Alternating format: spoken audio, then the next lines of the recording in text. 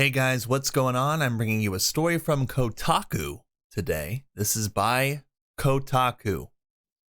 And this article is one of the most insane, most absurd and disgusting articles I have ever seen. It is an article where Kotaku basically says that they hate blonde men, as the thumbnail suggests.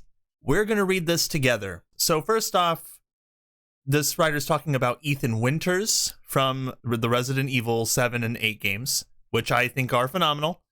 I think the 8th game is, it's okay. It's not as good as the 7th one, I think. But they're still both amazing games for plenty of reasons. And the protagonist is very complex, and his story is complex. The same goes with Silent Hill 2, which is about James Sunderland. And he's trying to find his daughter. It's been a long time since I played the game, but I can remember it vividly to this day on what kind of experience I had, and it was terrifying and exciting. Resident Evil's Ethan Winters and Silent Hill's James Sunderland are the same boring protagonist. Gee, I wonder why you think that. The Silent Hill 2 PS5 remake trailer reminded me that it and Resident Evil really love their big blonde babies. Oh my goodness. I'm already sensing some serious animosity. By the way, if you haven't seen the trailer for Silent Hill 2 Remake, it's super awesome. I love it. You guys should definitely check it out if you haven't gotten a chance. I'll leave a link in the description and you guys can check that out for yourselves. Watching the trailer for Konami's Silent Hill 2 Remake, I'm reminded that not only do I hate protagonist James Sunderland and want him to die, but I would also encourage Resident Evil franchise's Ethan Winters to stick his blonde head in the oven as soon as possible, like Sylvia Plath if she were an untalented man in a video game. This animosity might catch you off guard, I admit. I might have an evolutionary fear of ineffectual blonde men. If that's the truth, and you're admitting that you have an evolutionary fear of ineffectual blonde men, it sounds like you just have a fear of blonde men, or maybe you just don't like men. I'm not sure, but when I clicked this article, it brought me back to a story from like 5 years ago, and it says, "Are blonde men evil? You asked Google, here's the answer." And it's just a bunch of nonsense, kind of like, it's like threaded with sarcasm, but it's really not funny, and I'm not sure why they put it in this story. It's odd. Let's continue on. Like how some people are afraid of snakes or intimacy. I'm certainly disturbed by Christopher Columbus, who Scientific American described in 1893 as being with blonde beard and hair, clear complexion, and blue eyes. In my opinion, Kotaku does not know how to vet writers. Okay. Like Columbus, who was famously too stupid for spatial awareness, I believe Ethan and James are both capable of accidentally inflicting death and venereal disease upon an entire continent. Is that because they're blonde men? It's difficult for me to pinpoint exactly where this conviction comes from. Yeah, I'm kind of wondering where the conviction comes from too. Doesn't sound like it comes from anywhere sane. But when I look at James sniveling and swoopy-haired with the little green jacket, and Ethan sniveling and swoopy-haired with the little tawny jacket, I want to start handing flyers out about why chemtrails are turning the frogs blonde. Oh no, it's an Alex Jones reference. This person has some deep scar tissue going on. It feels true. I feel it in my core, yeah. I feel it in my core that you're a little... Why don't we do a side-by-side comparison and learn more? James. Oh, great. There's actually a comparison. All right, let's see how blonde these two men are. So let's go with James, the outfits. For James, we've got army jacket, gray polo, unflattering bootcut jeans. Blonde? Yes. For Ethan, outfit, Sherpa jacket, probably from LL Bean. Gray hoodie, more jeans. Blonde? Yes. Okay. Wife status, sick then dead because he smothered her with the pillow, but sort of missing because James is so psychologically damaged by how horny he is, he forgot. Can you believe the hatred in this? It's just so aimed and obvious and intentionally cruel and evil. This is actually an evil story. This is horrible. Let's read through some more of these. Shattered by angst, bewilderment, terminal horniness. As told by the Silent Hill wiki, he leaves his car door open, doesn't switch his flashlight off when hiding from Pyramid Head, reaching into a hole in a wall for a second time after being pricked by something, plunging his unprotected hand into a filthy toilet to retrieve a wallet, neglecting to wash his hands afterwards. Catchphrase, upon seeing a refrigerator. There's something that looks like a refrigerator. What is she talking about? What are you talking about? When you hear of Silent Hills 2, is this what you think of, guys? I remember playing that game so long ago, and I never thought these things.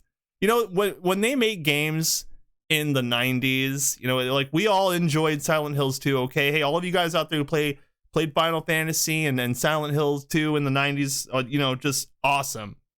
Okay, but when they made those games, the graphics weren't all that great. So, you know, they didn't have a lot of fluid acting motion for the characters. You know, he's a dad and he's looking for his daughter and he's got a gun, right? So he's walking around, he's like, hey, where is she? You know, but his mouth isn't moving or anything like that. Or I think it was that the first or second game? Anyway, it's been a while. But they're basically saying that these two men are just so boring and like sexually confused and all these other weird things. Does that sound like anything that you guys played? I wonder if this person played it. Let's go to Ethan now. So, perpetually missing, riddled with mold is his wife's status. Temperament, dazed, confused, dead. I'm not laughing because it's funny. I'm laughing because the idiocy is funny. That's what I'm laughing at. Revealing moments.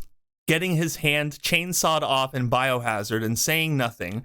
Getting his fingers bitten off in Village and just saying S. Getting his hand sliced off in Village and just saying, oh, S. Well, I mean, these all sound like amazing, horrific, heroic things that they had to go through in order to beat the game and to beat the villains and save the people they love. I played Resident Evil 7, dude, and 8. Dude, Ethan goes through so much. In the first quarter of the second game he's the main character of, like, he loses everything he loves. It's horrible. Like, why are they just taking a huge dump on these characters? And secondly, these characters don't exist. Not real. This person's just making things up, basically. I just want to point that out. This person's just making things up and getting angry over some conspiracy that she created in her mind. And now she's projecting that hatred that she formulated on her own towards the rest of us, like towards all blonde men, just writing them off in the name of Kotaku. Does that sound professional? To me, that's not professional. It's so unprofessional. But we're going to keep reading now that we got to the pros and cons. It seems clear to me that James and Ethan are two sides of the same useless coin. Oof. Everything that happens to them is kindled by their more interesting, sick, missing wives, and yet they get to be the protagonists. They get to navigate the marsh in the mist, waving their guns like lollipops, shouting, "What was that?" at every bump in the night. It's not fair. They're bumbling, and they never earn an answer. Never? How many endings does Silent Hill have?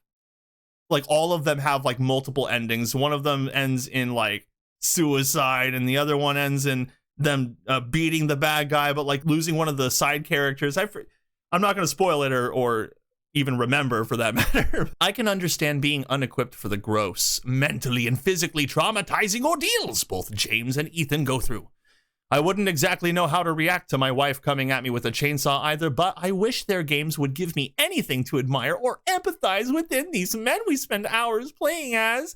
You can't coast on luck and boyish perplexity all the time, as much as Silent Hill and Resident Evil insist otherwise. Oh yeah, the boyish complexity in Resident Evil, where Ethan's just like getting stabbed, like and axed and kicked and just hammered on by all of these female vampires and zombies. I don't even know what they're talking about. Though I suppose men like Leonardo DiCaprio have been doing it for decades, and we still reward them with more movies and 24-year-old girlfriends. Oh, such a cringe statement. Please spare me. Spare me. You're a lot funnier when you're doing it unintentionally. Please don't try to actually put effort forth to be funny, because you're not doing a great job. Okay. In her 1993 book, New Maladies of the Soul and Exploring Who Still Has a Soul, psychoanalyst and critic Julia Kristeva writes that, held back by his aloofness, modern man is a narcissist who may suffer but who feels no remorse. Men are heartless, soulless beings. All we care about is ourselves. We'll stomp on anyone that gets in our way. When he is not depressed, Kristeva continues, he is a body that acts often without even the joys of such performative drunkenness. Oh, this is a bunch of jargon. Same, but Bland, James, and Ethan, blonde, handsome, and regrettably uninteresting, are prime examples of what happens when men aren't encouraged to nourish their souls.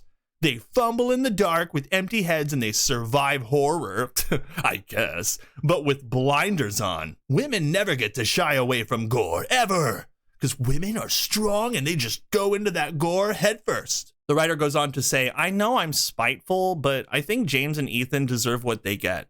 I mean, they're just characters in a game, and they're not really trying to push a woke agenda or anything like that. Maybe that's what has this person so upset. Like, why is it that this game gets a remake with this boring main character? Do you see